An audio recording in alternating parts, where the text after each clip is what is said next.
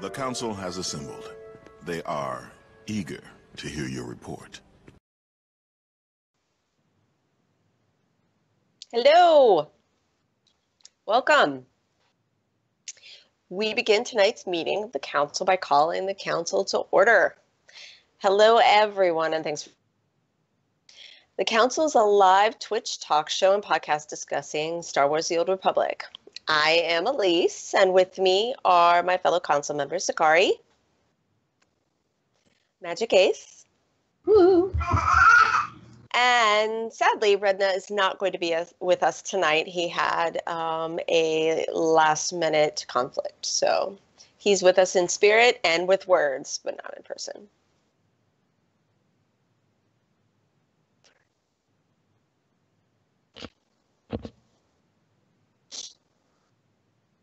Here comes the money. Here we go. Money talk. Here comes the money. Money, money, money. Dollar, dollar. That is my generation. Ching, bling, bling, got the chatter. You ain't talking money, then your talking don't matter. Ching, ching, bling, bling, patent pocket. You take the dollar, dollar, can a damn soul stop it? All right, how about I try that again with sound? So it was Redna, everybody. Welcome, by the way. Redna was the person that provided the music for that. That is apparently the song that he uses whenever somebody subs to his stream. So monetization and loot boxes is, of course, the topic of the week tonight. Magic, where can people find us? Well, you know, if they're creepy, they can find us at our houses. But we prefer social media because we don't like creepers. So if you want to find us on social media after this live broadcast, you can find us anywhere recorded podcast episodes would be found. We also have a YouTube channel where you can see our lovely faces and hear my daughter running in the background. Also, we have Twitch, just in case if you weren't aware. We have Twitch. We're here currently right now. We also have a Facebook page, facebook.com/council-SWTOR. We have Twitter at the council-SWTOR. We also have a web page. Guess, are you ready? thecouncil-SWTOR.com. Last but certainly not least, one of our favorites, we have a Patreon page at patreon.com/council-SWTOR. And we would absolutely love to see you on all of those because we are really the creepers. Thank you. We are the creepers, it turns out, huh? Yeah.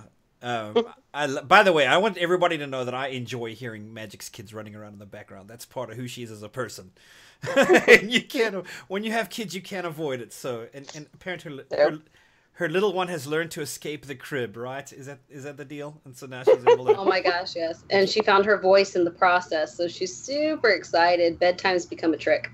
Especially when mom is otherwise indisposed and cannot attend to her. So. Half the fun. All right, let's go ahead and get into our icebreaker question for the evening. And this is one I kind of came up with a little late, but I think it's pertinent to the topic. Have you ever bought a hypercrate?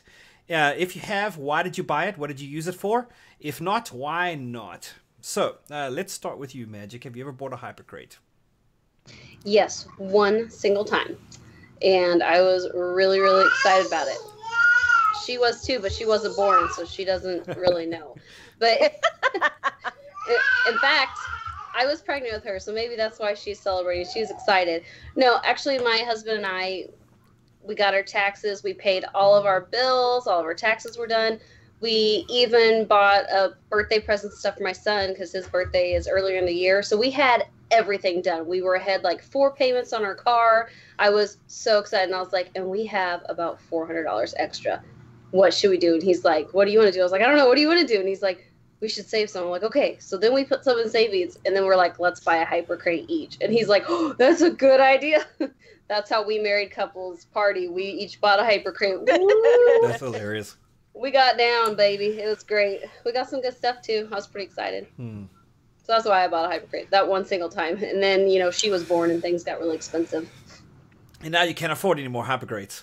Right now, I just look at them longingly in the cartel market. Absolutely. Elise, what about you? Only one time. It was the one with it was when it was like really discounted right before they like yank it.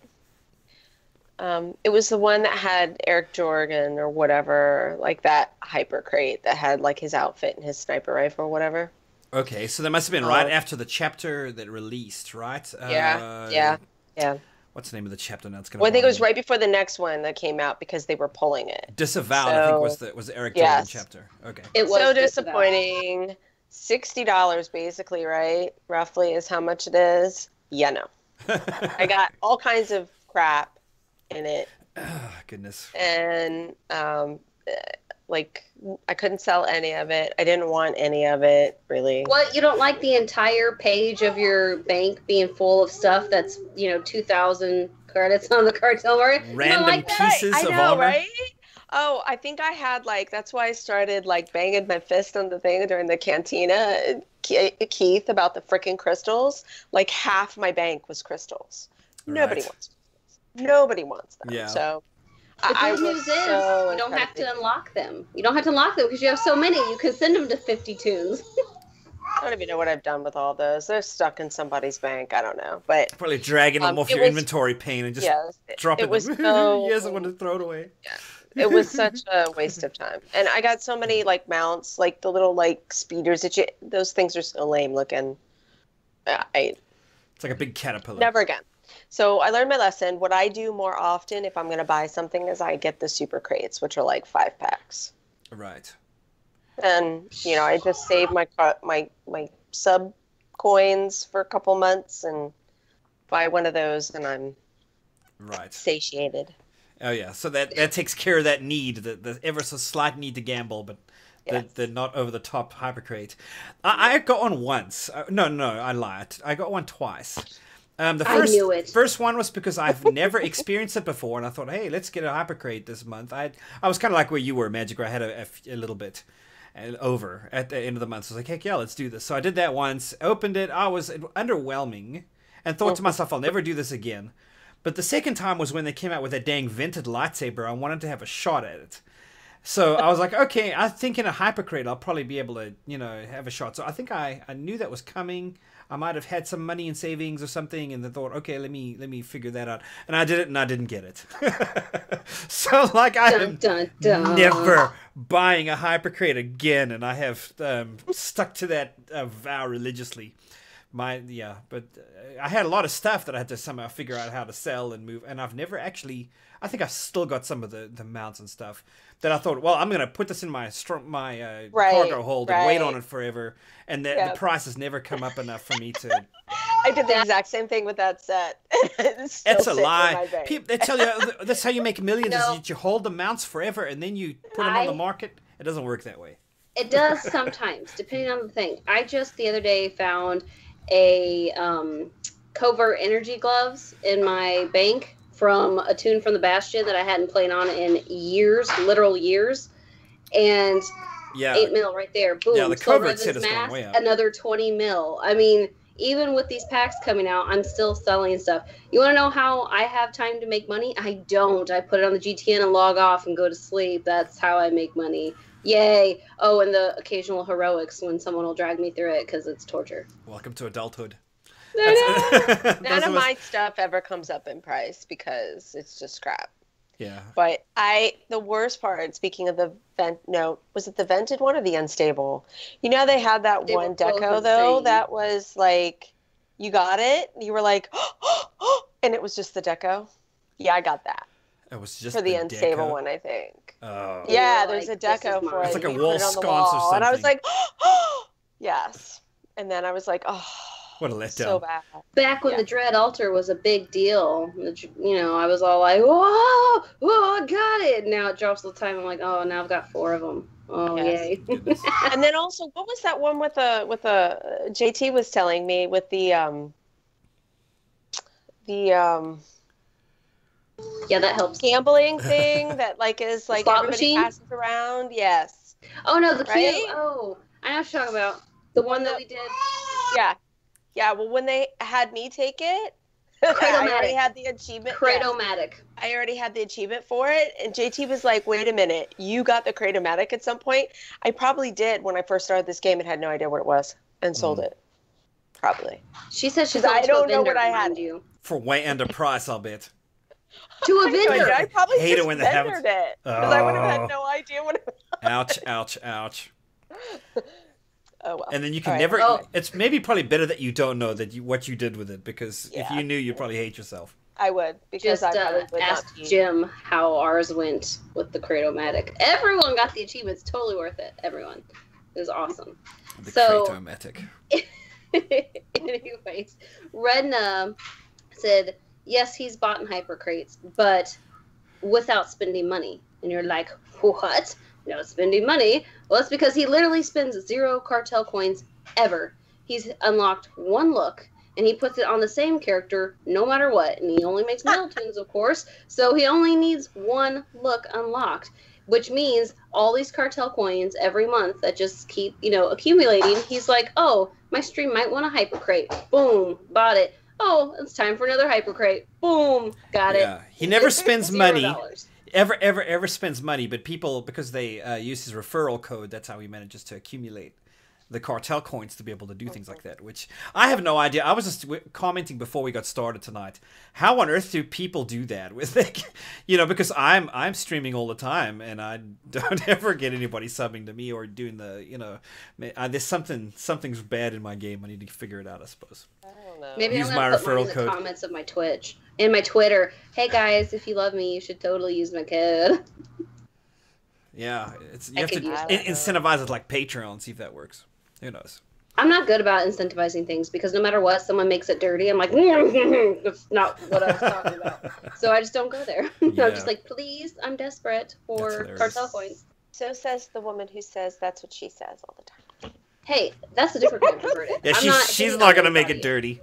I'm not asking So. for favors, okay? That's totally different. All right. Anyways, next topic. Move on. All right. Well, time for the question of the week. I assume we're ready for the question of the week. Yes, it is currently being sent to chat right now as we speak. Excellent. Mm-hmm. So this week we asked the SWTOR universe, how much money have you spent on SWTOR outside of your subscription? And the choices are, and I assume this is A, B, C, D, E, F, G? Yes. Chat is behaving a little bit funny right now. We've got no options there. A was 0, so then B will be 5, C will 5. be 50, D 100, E I believe is 200, and F is 300. Yep. 300 plus, that is. So yes, if you've spent more than 300, pick 300, please. Yes. So let's hear. Magic, you said that we know you spent 60 on Hypercrate. Yeah. Okay. So we But know you're at least there. So which one are you choosing? That's The the majority of my first money- circle of hell. Hypercrate 60. the majority of my money came from server transfers back when they were 20 freaking bucks a piece. If you didn't have cartel coins, you had to pay $20 to get the amount of cartel coins you needed to swap servers. Well, I had a very important reason for leaving the Bastion, and I started over on Shadowlands, but it was so painstaking back then to grind. And I was like, I just cannot do this again, especially on a pub tune. I'd rather shoot myself than do this again.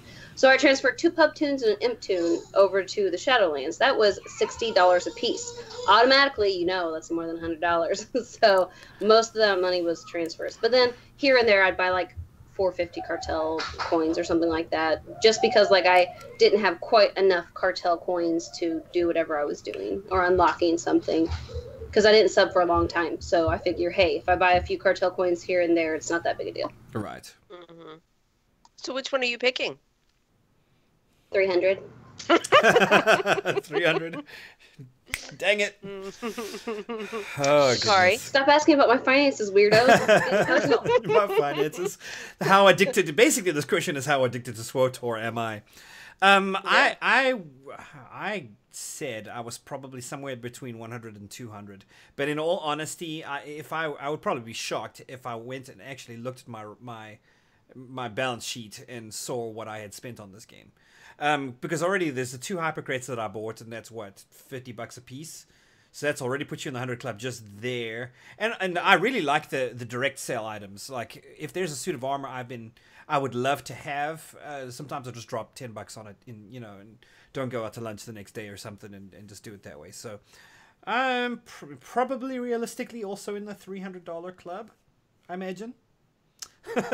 Magic is feeling Take very that. vindicated. I don't know. What about you, Elise?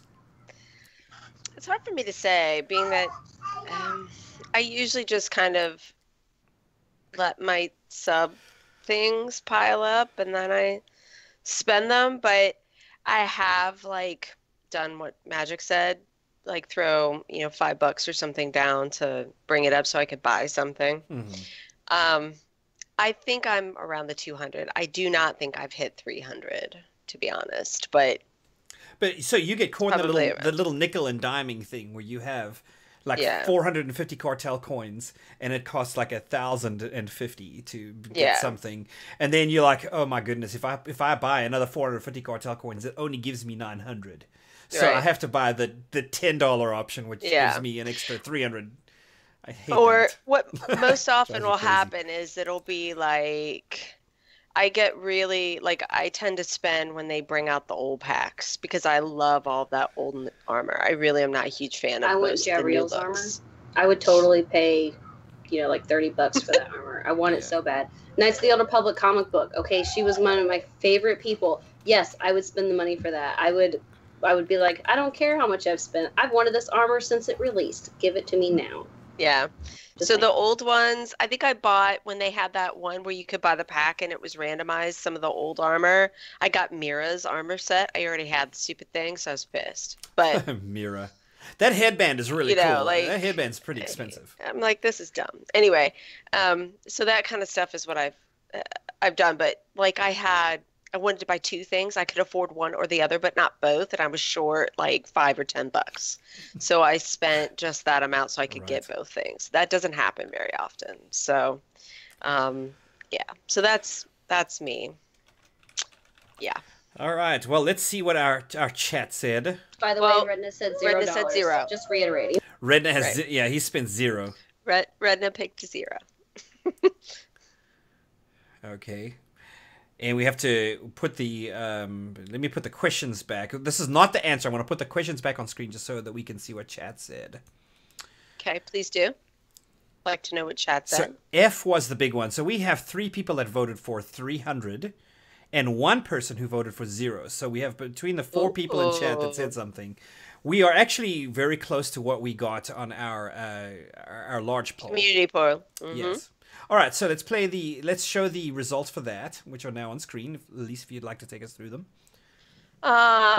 So the number one answer was 300 with 84 votes, or 31% of the total. Next was 0 with 70 votes, or 26% of the total. Followed by 100 with 14%, 50 with 12%, 200 at 10%, and 5 for 8%. Those are probably the preferred folks who wanted to Right. get their preferred status. Yeah, They're that's I exactly bought right. that too. They spend as close to $1 as possible just to make that happen. I found that poll. No, people. The poll Someone was said if you fascinating. don't like it, if you don't like not being able to do certain things, just get the preferred status, because then that puts you above people who was too cheap to spend the $5. And I'm like, I guess that's true. It's not like I paid $60 for the game. Okay. But then I went and pre-ordered Rise of the Hug Cartel, so I kind of effectively did. Oh, yeah, we didn't even factor in, because what we asked people was, what have you spent outside of your subscription? And that's the expansions not included. So Yeah, we were Tack that thinking on. more so though of the loot boxes and not the subscriptions. right. But I mean, I guess it could be debated on whether or not, if you're paying a subscription, if you should be including expansions or not expansions and yada yada when we're talking about monetization. I It's a fair think point. With each expansion, though, I get a loot crate, so to speak, of either a pet, or I get, a title, or a hollow hut, and stuff like that. So I could call that crates. Oh, and Is that a the loot cantina. crate though? That would Well, be a I'm pack. getting loot. I'm getting loot. That with would be each a character, pack. okay? You get a pack loot of pack. something. Well, okay, semantics. But anyways, if you could call it that. So, I am at the stage where I'm so sick of creepers, or those macron things, and the M3 or little mini R2 droids, and those pets. Oh, Oh yeah, another reskin of like the one thing I have eight or nine of, or Yeah. those little ones that are like little greed droids, there's 100 different colorings of those too. So I don't even count those anymore. I'm just like, when I start a new character, I'm like click, click, click, click, get all these done, get them out of my, clogging up my email. So I just don't. If I get another mount, I'm gonna vomit. I don't want any every now and then there's a pretty cool more mount, that mounts. stuff. I just don't. I like have 3 that I like. That's it. That's what I play. I'm a Varactyl addict. If they could start giving me more Varactyls, that would be cool. Yeah. One time in one of the Cantina crates, they gave me a Varactyl, an irradiated one. I was pretty stoked. Yeah, creature mounts. I mean, are I already really had fun. it, but it wasn't unlocked, so. I like my definitely think- treated. That's pretty much my favorite. Right. I've unlocked that for everybody. Yeah. What is it? The Markin. It's my favorite. He poos out leaves. Okay, so who's leaves? Okay, so I think what you mean is macron. Maybe you're right, and I see it Yes. wrong. But I those are the always big pronounce McKeb spider type tree creatures, Uh-huh. right? Okay. Mhm. Yeah, when I pre-ordered Rise of the Hug Cartel just to rub that in, I got a little pet of one, and it Yeah. follows me around. It's so cute. That Oh, is the one macrons. thing that I am jealous about. Like the only thing. Since I Right. collect pets, I'm sad I didn't get that. So that would be really nice if they would like bring that back for limited time, Right. truly, for those of us who weren't here for that. But Right. that's Well, I think our poll this week was definitely fascinating because I think you see in the results, and I'm going to put them on screen for just one quick more second, that the top 2 attitudes were the 300 heck yeah, let's spend some money on this game, and the stone cold commitment that I am not going to give them another dang dollar. Over and above my sub. Those are the top 2 most popular ones, and then the dollar one was double as popular as the next attitude down, which 100. which was okay, fine, I'll spend maybe a little bit of money on this game. So you have people that are like, okay, fine, I'm all in. I'll get stuff, I'll play the cartel market, I'll do all that kind of stuff. And then the next most popular attitude is I don't want anything to do with it. You have those think that's extremes, funny. and then a few people that somehow manage to make it in the middle, spending maybe every now and then a little bit of something. So fascinating to me. So what we're talking about tonight is the big idea is that people, EA and BioWare, and there's new gaming models that have happened, and we were talking about a little bit before the episode that gone are the days where you can just buy a game and play the game, and then that's it. There has to be some kind of idea that where they are monetizing on an ongoing basis, and I guess I can understand why, because on one hand, they're running a data center. The data center has expenses. There's electric costs and cooling and all that kind of stuff. So obviously they need to fund that in order to do that and make, to But me that's at least. that's not even the most expensive part of a business. It's the people. Right, That's yeah. the Then most they've got expensive the part of people behind the it, and business. especially if they're running a community team, they're doing events, all that kind of thing. And if there's any kind of ongoing development, DLCs that they're coming out with, then of course they're wanting to put together money for all of that. So it makes sense that there's an ongoing kind of monetization scheme. But it's a real hot topic right now as to how that happens. We're going to talk a little bit tonight about Battlefront 2 and how EA's trouble with that, how it compares to SWTOR, and then obviously the plethora of other games that Elise is aware of and how people do things. And maybe And I know Elise, you guys are super excited to talk about Battlefront 2 again. I know. Everybody's like loving talking about Battlefront 2. Battlefront 2, So, baby. I'm having fun I know with that you're going to game. be super excited for this conversation. Hope you're ready. But I mean, so there are some models out there that companies are using to do this ongoing funding that some player bases are okay with. I think there's aspects of it that are pretty unpopular and aspects that work. So, Elise, why don't we start with you? I don't really know where to go from here almost. But I do know that you have a very wide experience in gaming. So is there any of those that maybe stand out to you as like a good model? So did we want to talk about like how did we want to start SWTOR and go out, or did we want to go Sure. out and come in? Well, I mean, I thought maybe since I wasn't here for that, and I assumed Redna would have. I was going to throw this ball to him, but since he can't be here, you and Magic are going to have to kind of fill in the blank about how we got the cartel market, because it wasn't here from the beginning. Right. It definitely wasn't here. They introduced the cartel market at the same time they introduced free to play in this game.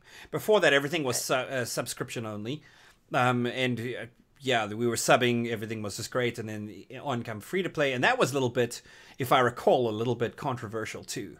So did they not have the packs and stuff beforehand? You could only get the armor if it was in the game or you crafted it?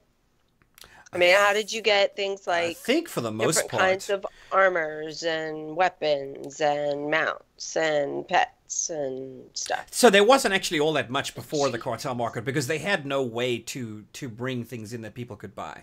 There were vendors in game that you could buy things from, and that's kind of how they did things. And if you weren't getting, and there wasn't actually all that much before that. If you weren't if you weren't getting the loot drops, you were having to get it off of vendors essentially for. You know, that's Or when like everybody the was static, stuck in the right? The awful. loot Or go to static. Hoth. Whatever the game was developed with, that's what you had, right? Right. Were they adding stuff to it with updates and stuff, or was it just a static? I imagine they were adding things. I'm trying to remember now, but I mean, I remember there was a lot of awful armor sets, and that's what people had back in those days. There were And you couldn't terrible unify armor colors. sets. Yeah, you couldn't unify colors. Everything was terrible. You wanna know how Fortunately, you got this happened pretty early, so it changed the whole Pets model and of mounts, the you game. said, right? Pets and mounts. I got pets by doing stuff to get them. I had to do stuff to get them. And like my Tauntaun, my favorite Tauntaun, I went all over Hoth for days with the lure and the nests and stuff and got my favorite one. So you want to know how we got pets and mounts? We worked butts off for them. Okay, so those Yes. were coded into the game when it was developed. Right. So it was a static, it was a static loophole. So if you The got cartel all market those, really you brought were the done, game. right? Yeah, the cartel Once you market got brought all the game that into stuff- into the present. Like Okay. it brought us from the Stone Ages into but it also allowed them to do a free to play, because I think at that point the game was starting to lull as well, and they were like, okay, we need to Right. bring some fresh faces in. So when did free to play come around? If you can't remember when year was, when did it happen between what expansion I and don't know. what expansion? Maybe Do Chat you can remember? help us out with that question. Well, obviously before Rise of the Hut Cartel. I was gonna say I thought that might have been it. Free to Play was released a year after the game launched public, I believe, right? So Gosh, that seems so fast. that's what she said. Okay, I'm sorry. I couldn't resist. Let me look up Yeah. SWTOR. Since we went that route. Okay. Yeah, I was pretty sure it was a year after. And the cartel market was launched right at that or right before Free to Play? Sakari? Tell me. Sure. I can't remember. I don't want to speak. Fine. I don't Speaking remember correctly. that. You have to Kid understand, Lee- I was in college working and had a newborn. Don't ask me questions like that. It was a long time ago, and I So- was busy. 2015? Right. Yeah. 2015? No, not that Sounds late. I think Kid too Lee late. is saying November the 15th, 2012. That sounds more like it, because that's the year Thank my you, boy Kid was Lee. born. Yes, like I said, I have no idea. I just was looking this up. It said patch 1.50. So what you have Yeah, when they that's right, introduce yeah. the cartel market is a fundamental shift in their And it was when business you went strategy 50. for the game. Because beforehand you have people subbing and you're making your money off of subs, hopefully trying to recoup Correct. the development costs of having created the game. What happens then is that there's a change where they say, okay, we're going to open it to everybody. So you have a massive influx of free-to-play players that formerly could not afford the game, but now can play the game.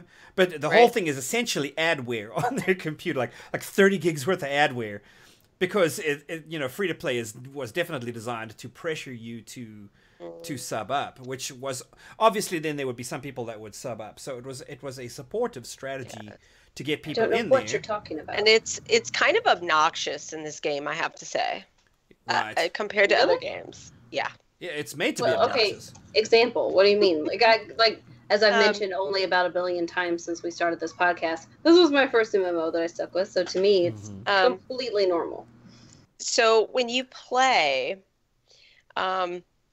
frequently when you go to access like a vendor, or you're looking at your abilities, or you're looking at your things, or you get to a certain point in the game, it'll pop up and say, tell you what you can't do, and then it'll say something about subscribing. Right. Like, you get this if you subscribe, and it's you can't run unless you subscribe, and you can't do a speeder More than until 300K or something. Yeah. right. I mean, it's just 350. Thank you. yeah. 350. So I mean, it's just basic kind of quality of life things you can't get unless you subscribe. How about the bank?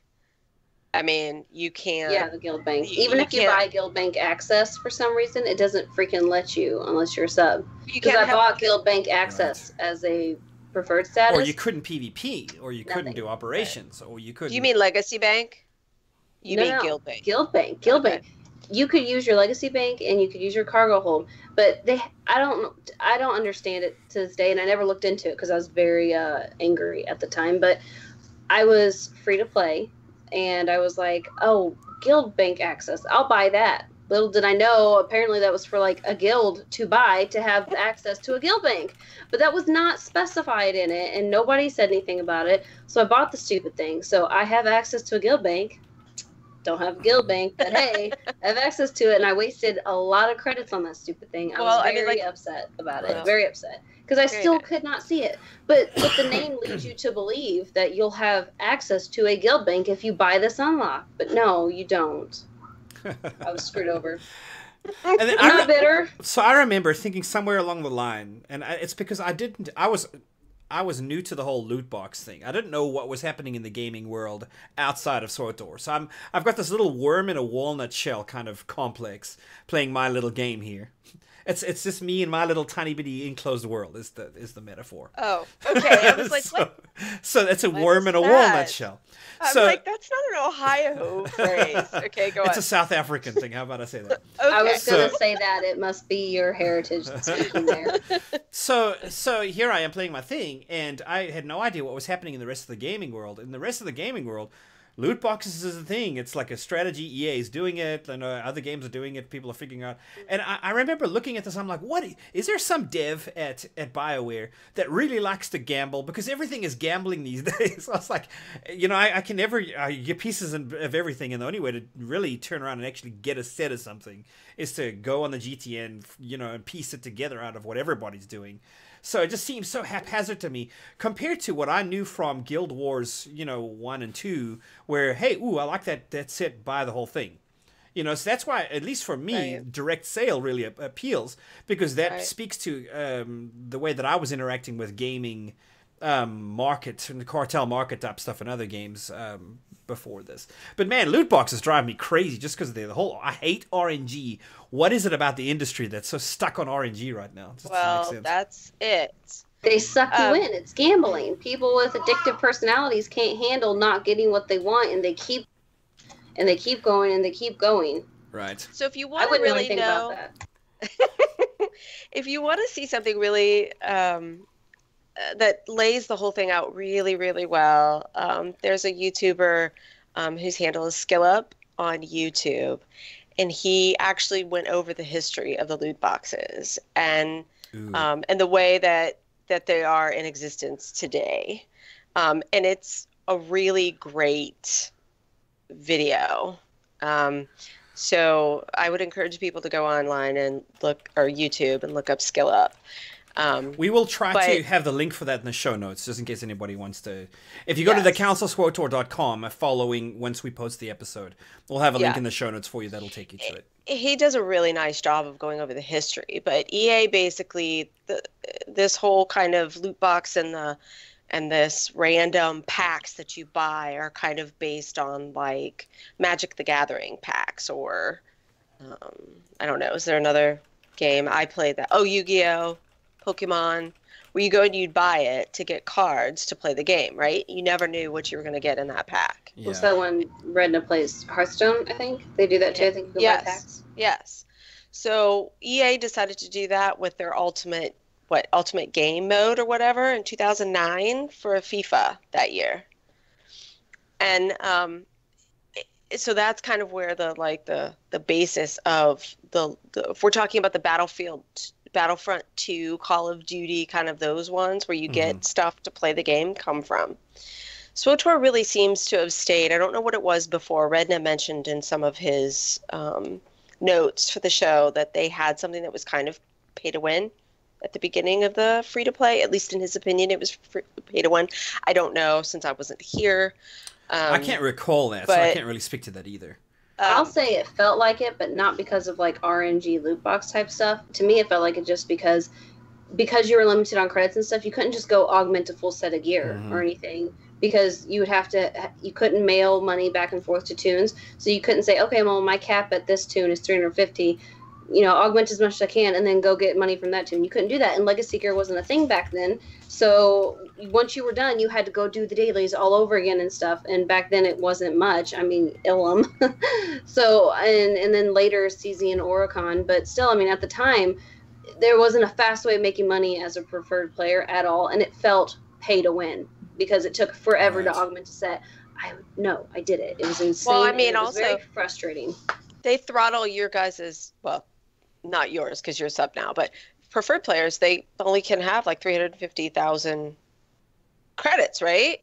Well, I mean, there's not very many things you can buy for 350 credits at a time, right? Anymore. So that really is difficult. But so that whole random RNG business is what really is the problem with the loot boxes. But SWTOR doesn't do that with mechanics of the game like Battlefront 2 does.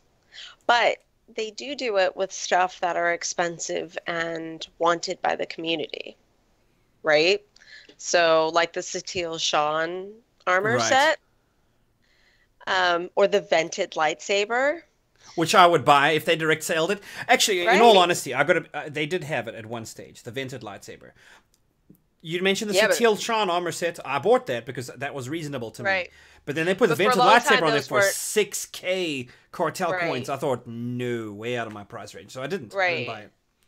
But before they did that, when that was the new hotness, there were people out there spending oodles of dollars.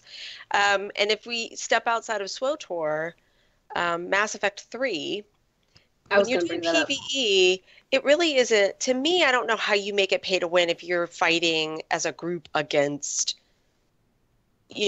not people. To me, that's not really pay to win. You're thinking operations flashpoints kind of a thing? Right.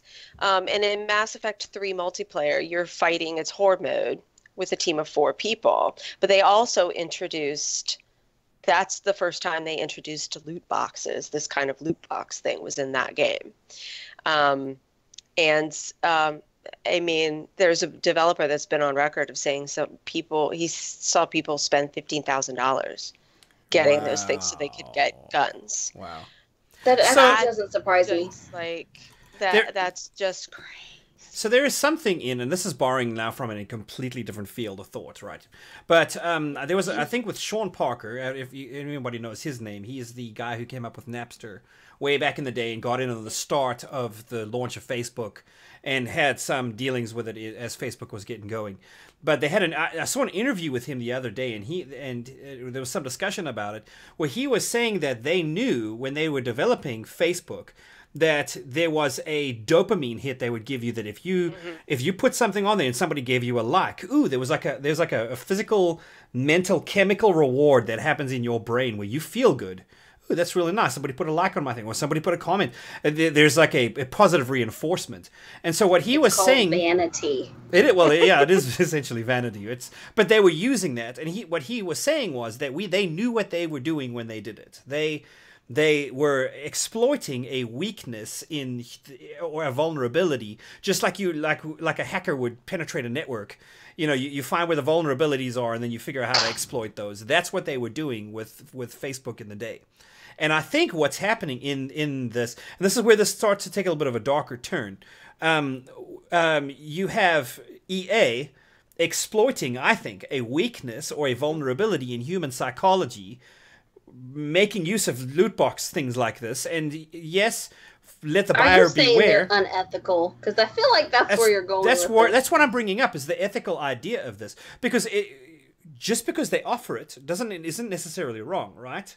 But what you're doing is it's like saying, hey, everybody, free drinks. The bar is open. Anybody in the world can come drink from this. Well, you're going to have people that come to that bar that are responsible drinkers, that can handle themselves, that don't drink too much and know how to drive home when they're done without having an accident. You have people that have no filter and have no ability to stop that and will drink themselves till they're drunk and go kill someone on the way home. And then you've got your 5-year-old who can also go up to that bar and, obviously do that. So that the thought now has been introduced, well, why don't we legislate some? So government is actually now starting to review this kind of thing, especially with what's happened recently in Battlefront 2, where the community made such a stink about it. The government's now getting involved and thinking, well, are there any groups of people out there that may fall... and so this makes things political, and I'm so sorry because I see Magic's rolling her eyes. But that's where this is going. More big government, more big government. I'm so excited, guys. More big government, because now they need to get into my video games. It's not enough they've gone everywhere else in my life. Now Star Wars and Battlefront. Well, when you have a game that's marketed to kids, and we didn't grow up with this stuff. Mm-hmm. No, I had Super Mario and I had Duck Hunter. Right. It was beautiful. And I know, but Super Mario wasn't trying to sell you a loot box while you were jumping on the boxes and knocking whatever. And now they are. So our kids are getting desensitized to this kind of stuff that we didn't have. Plus, you also have the people out there. You have to wonder what they're going to be like in 10 years. How's the playing field going to look then?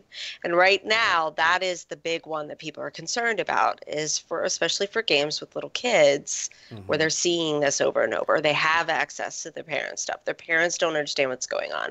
I mean, you guys have heard stories about mobile games where kids have run out thousands of dollars on a mobile game. Why my kids don't have access to stuff like that. And guess who's developing mobile we are games? Smart, but not everybody does, and it does stuff like that. And it does affect us. What happens is when these companies then have to write off these costs when their kids get in trouble and they ask for it to go away, we end up paying for it somewhere.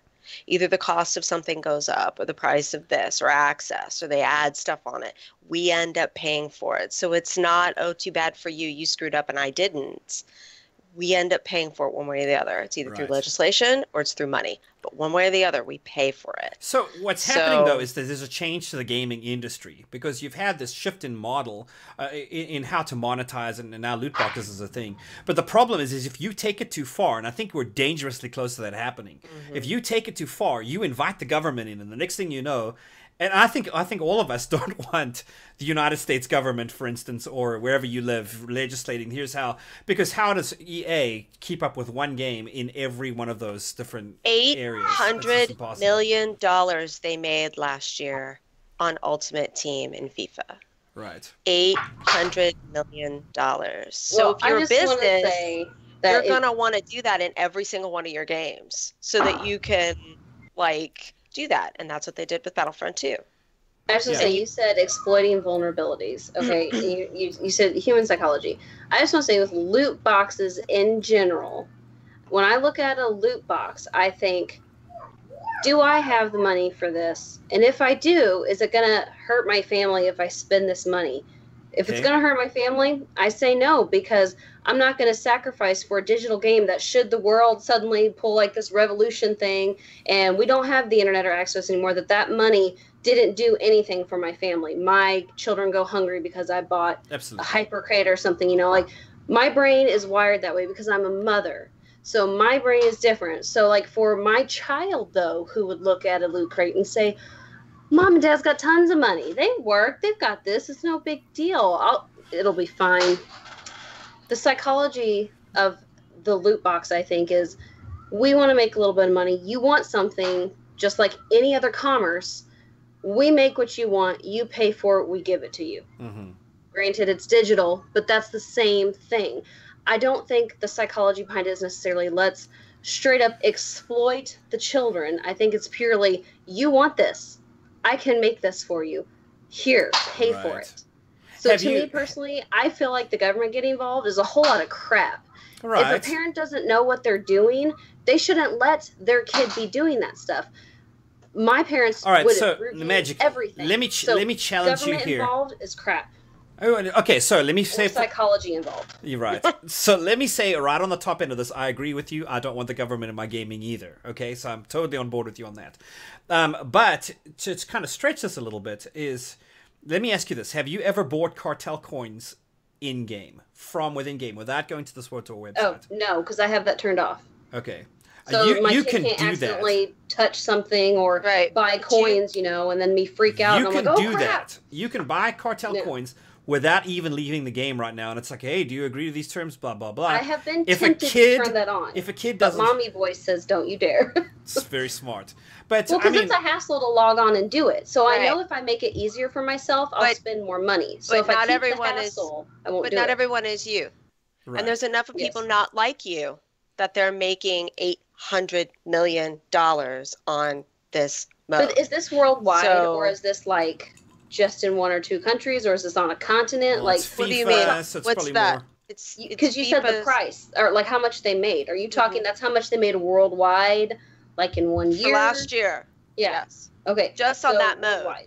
FIFA has multiple modes, but just the Ultimate Team mode, they generated $800 million for them last year, for just EA. Right. Just 1 year. And if you look at the top 10 games that made money, the top earning games that they released, Super Data released, was it for 2016?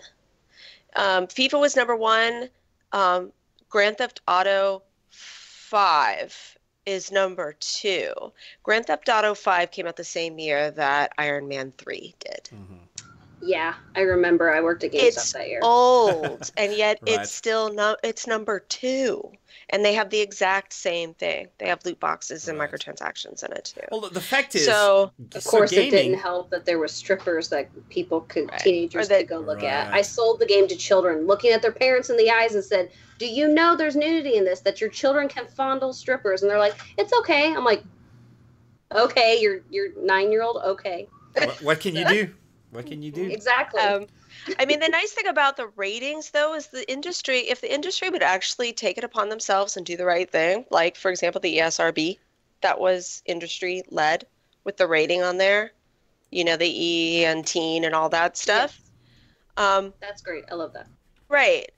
But the industry, a lot of times, is more worried about getting a short-term gain than thinking about the long-term consequences. Here's another one that concerns me.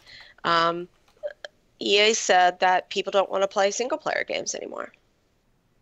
I disagree, but okay. I don't want to play Battlefront 2 for every freaking game, and I'm apprehensive about Anthem. I was super stoked about Anthem. Now I'm sitting here looking at Anthem, I'm looking at Battlefront 2, and I'm going, is Anthem going to be Battlefront 2 just with BioWare story? I don't... Right. I would challenge that. Here, I would say this to them.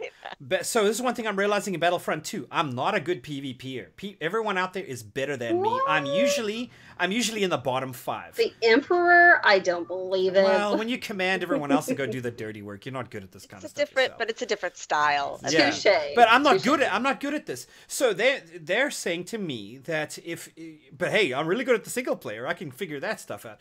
So they're telling me that single player's dead, multiplayer's the way to go. You're going to do this now. So now I get creamed by everybody. There's 75% of the people out there or 80% of people out there that are so much better than me at this gaming thing that are whipping on me every single day, and I'm supposed to now enjoy this game.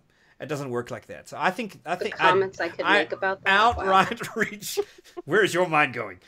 But I mean, terrible places. Anyways, I outright reject the notion that there is no market for single player. I just don't agree. And the sad thing is that game is built around that system. Right. People are saying now that they turned it off, the game is really hard to play. People are making rubber bands and stuff on their controllers and leaving them to go make lunch and do chores to actually make the money to be able to level up, because the system was integral to the playing of the game. Like Lego robots that touch the buttons, then move, the guy just kind of. It's creepy. So I kind of included that in some of the show notes because there's always this concern. I think, again, Larry, on his column on Hyperspace Beacon, he talked about this controversy and and how it related to Star Wars: The Old Republic. Right. And that they have kind of they have attempted to be compliant with all the possibilities in the other countries. Yes, good. So I think in that way that SWTOR is somewhat insulated from this to a point, but they still have the loot boxes with RNG in it. And you still are tempting people to be obsessed with chasing after the vented lightsaber or, Right. the We Satil sell Shan. cigarettes and alcohol in the world that literally destroys lives. People die. That's true. Yeah. Nobody's dying from these loot boxes. And someone brought up a point that when you go to a store, you don't get a random shirt. Like in here, you might get something random because of RNG. Yeah. True, but you made the choice to do that transaction. And if you allowed your kid access to make choices and stuff like that, then that is a risk of doing something like that. Just Right. like if you smoke cigarettes, there is a risk you could get lung cancer. If you get in a car and drive somewhere, there's a risk you could die. But no one's dying from these loot boxes that I've heard of, unless you guys can send me a link. Well, hang that on. I'm not aware of. Yeah, but there are other abuses. So what happens is Right. that you end up with people in massive debt, for instance, Right. because they're spending all of their money on loot boxes. But that's and not Star Wars or EA's fault, because they could go to a casino and do the same dang thing. They're right. So Right, hang but on, Magic. gambling is regulated. This Right. isn't. And gaming, So- I was going to mention this earlier, gaming is a multi-billion-dollar industry now. And if gambling is regulated, and this is essentially the same thing, and you have people that look, the fact of the matter is there are people out there that have no restraint. They do exist, and you are fortunately a responsible human being, which is congratulations on that. That's awesome. Sometimes I try. We try, yes, indeed. But I mean, there are people that don't have the same kind of restraint, and so I can see the argument building that says, well, maybe there should be some regulation here, and I don't want the government in my gaming. So I'm like, well, guys, we are headed for a cliff here. How can we figure And this the out industry before? has an opportunity to do something about this, but they're going to have to make choices, just Right. like they had to do with the rating system. What would you have them do? What would you have them do? They that rioted. wouldn't literally destroy. I honestly, for this, I don't know. I know for the Battlefront 2 thing, they need to not put pay-to-win mechanics as a central part of the game, how the game is structured. That's BS. You can't turn it off. There's been articles where people have asked EA that have like gambling issues, they want to turn it off, and they can't. There's no way to turn it off, so they can't play the game, which is a choice that you have to make. But they are also a consumer that's asking to have a choice about a product they want to purchase. So Right. The it community really did shouldn't draw the be- line with Battlefront 2. The community said Correct. no more here. But I mean, where else is it a problem? Is the thing? it's you know? everywhere. I mean, single-player games have them. Why does a single-player game, Shadows of Mordor, has it? Why do you need loot boxes in a single-player game? It makes Right. absolutely no sense. It's totally a money grab. Right. Well- And it if is, you- but If so you video choose games to in buy themselves it, is for making whatever. money. But I mean, that's the issue. I think the industry really needs to sit down and ask themselves Right. over long term. Indeed. Okay, so Before we someone move in on, chat says, one second, I'll make this super quick. Someone in the Okay. chat says kids are going to bed hungry because of money spent on gaming and gambling. Again, same thing with alcohol, with cigarettes. I know I work in schools, okay? I see the worst of the worst. The first of the month when welfare checks come in, people roll into GameStop, people roll into cigarette shops, they go to all these places and they blow all that money and kids go to bed hungry. I get that. I do. If we're going to talk loot boxes and games need to be regulated, like stuff like that because of kids or because of addicts, then our whole society needs to be changed. So just targeting gaming and loot boxes seems like it's not going to do anything at all. I really, agree. because they will find something else. Addictive personalities will find something else. When they get cut off somewhere else, they'll go somewhere else. You said psychology. I minored in psychology as well. I studied this stuff, and I am telling you, this won't help. This will solve a very small portion of a very small problem, and it's not going to start the overall change of society. This society is the problem, not loot boxes. I agree. There. Look, That's what I have to say. it's a great soapbox. That's true, but I they don't absolutely agree. have to use this to make money. Agreed. So, I mean, Right. they can make different choices. They're doing this because it's easy and it's fast. Yeah. But it's So, a business. I mean- This is a business that is based off of digital things. It's not a physical Right. thing that is destroying somebody's body or causing massive medical bills for cancer and whatnot. This is a video game. This is something that can be turned off. You can push the button, turn it off, and walk away. You can't shut cancer off. So, I mean, I'm just saying loot boxes kind of Right. not the point. Yeah, no, there are definitely some societal evils that we're talking about here. The idea is addictiveness. That's the problem. And it isn't necessarily the game. But the problem is people treat the symptoms and not necessarily the disease. And sometimes, Right. what else can you do? I do want to read, before we move into the next section here, just Redna's little piece. He managed to say something about this. He said, I personally don't think this is gambling. You aren't betting money in the hopes of getting a better return on your money, that is more money. That said, I do think buying boxes for a chance to get pixels or items that you want in a game is fairly moronic, and that the 40-hour gameplay per character unlock is the height of stupidity in Battlefront 2. I don't think that it needs legislation, but I do think people shouldn't buy games they don't support, and if there is an IP you love being licensed, you should complain to the owner to put standards on how their IP is being used rather than abused. Lastly, using the threat to children is fear-mongering. Parents are responsible for this, not the government or companies. I honestly didn't read this in the notes, but It was actually very good. It was amen, Redna. very good, very well just kind of stated, you know, the whole kind of And thing. again, like I said, that right there tries to say that the companies never do things that are underhanded and dirty to try Oh, and no, make a of course profit they that do. hurts people. This country was So- built off of people who Right. did dirty, underhanded things for Right. businesses. Absolutely. So- I absolutely was never saying that nothing underhanded happened. I know it has. Right. Indeed. So that's great. But the problem is that the companies are market stuff to kids on purpose to get kids to get sucked in. So that is underhanded and dirty too in some cases. So there has to be a balance. So, Indeed. and that's the problem. The game industry So- has this moment to be able to provide their own balance. If they don't do it, then the government's going to do it for them. Or try to, and then the next thing you know, but then the government won't do it either. We all know that, so it's gonna be. Oh my gosh, I hope not, because I just think of one more aspect of my life I'm going to shut off because I gets just can't handle regulated. anymore the inundation of political crap in my life. Might not I be just even be can't here. handle it anymore. It might be in Australia, it might be in the EU. Those are the two right now that are looking at the whole thing. And since EA is an international company, they'll have to abide by those regulations. And that's They'll gonna be go fun. across the European laws that pertain to us. How fun is that gonna See, be? that was what I was saying about like countries. Like when you said worldwide, I was thinking like, Yeah, how would that worldwide. even work? Because like regulation in the U.S. is obviously not what it is in China on like anything. Correct. So like even makeup, like testing on animals is totally fine in China, and a lot of companies will allow testing just so they can sell in China. So I mean, if we're bringing in worldwide stuff there, like Yeah. It's gonna be a Well, in mess. China, they have to tell them what the drop rate is on each one of the crates in China.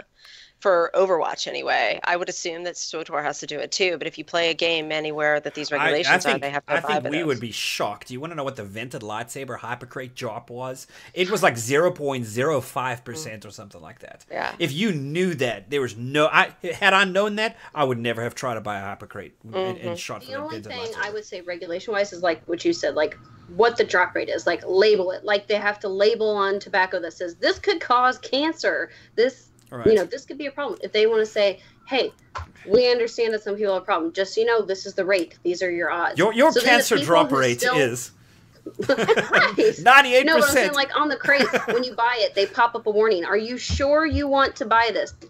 All they'd have to do is add a caveat of saying your success rate of blah blah blah is blah Right. blah blah. Yeah, maybe so. Maybe that's where it's going. I don't know.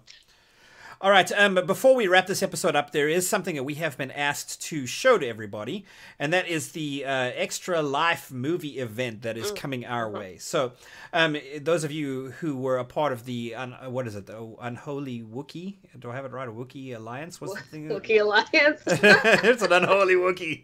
But so So the As opposed to Wookiee a Alliance. very thing, the holy- Wookiee right? Alliance team Did our whole Extra Life thing on November the 4th, and that was really cool. Yep, But yep. we have one more year-end closer event that we're going to do, and that is basically we're going to have Charles Boyd of the BioWare development team join us for a viewing of what was the movie, Elise? It was Rogue One, I think it was. I think it's Rogue One, but we're gonna. Yes, it's Rogue One. The way that this event works is that you get your own copy of it. Everybody queues at the same point, and then we all get in Discord and we watch it like Mystery Science Theater 3000 kind of version of it, and enjoy Charles just musing about all of the Now, just remember, stuff Charles is super nerdy and lore. It's phenomenal. nerdy. So He he's knows. gonna be my bestie then, right? He knows. Yeah, so that- if you want to know about like lore and stuff, he like knows even like, oh my God, as Sakari will say when we were doing that trivia thing from a year ago, like the most like obscure crap. We were hanging out at the Bad in one of Feeling the Cantina movies. in San Antonio, and Charles was talking about, oh yeah, don't you know that there's a guy that runs around with an ice cream maker on the Cloud City or something during one of those movies? And sure enough, we found the scene, and there the guy was running around with an ice cream maker. He's that scary. And that was the question. Name who that person's character name was or something. And he Like, knew. what That's are the you thing. talking about? Like, so Charles is amazing, and so I definitely want to encourage this event. The way that it works is that we will have a link in the show notes. There is a donation page. If you contribute $10 or more to the donation page, give us a name that we can recognize you by and an email address that we can send you the Discord information for. We'll have a private Discord server running, and we will get together, and you can be a part of that. I believe it is happening on December the 10th at 2 p.m. 10th. Eastern. Yep. So, And remember, this is for Extra Life, everyone. This is not going to the guild. right. Yeah, It we're not is raising going money for to ourselves. Extra Life. This is for sick kids at children's hospitals. But we will have a link in the show notes, of course, to where you can, the post that we have on the unholyalliance.org website, you can go check it out there. And then if you have any other further questions on that, unholyallianceguilds@gmail.com is an email address that you can email and ask. And I guess Jesse or somebody, maybe you, Elise. It's Jen.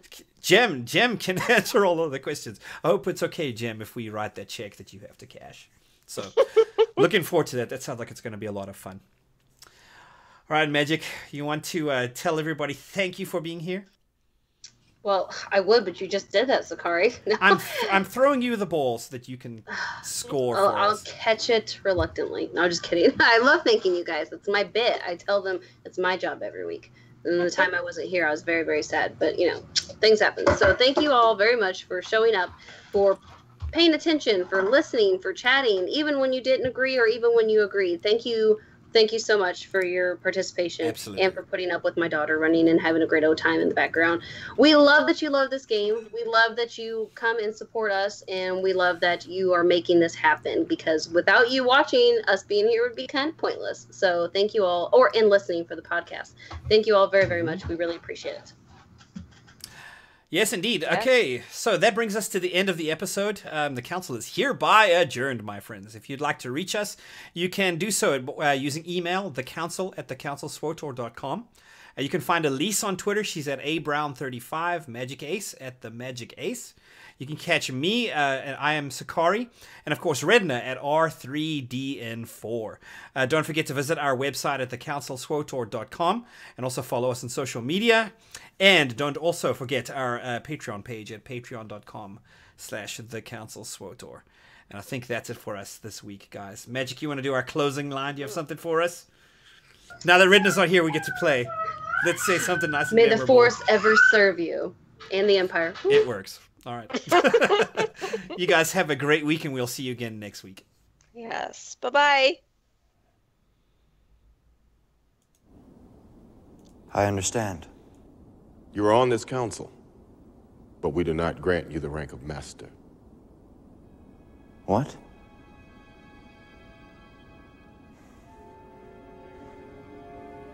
How can you do this? This is outrageous. It's unfair.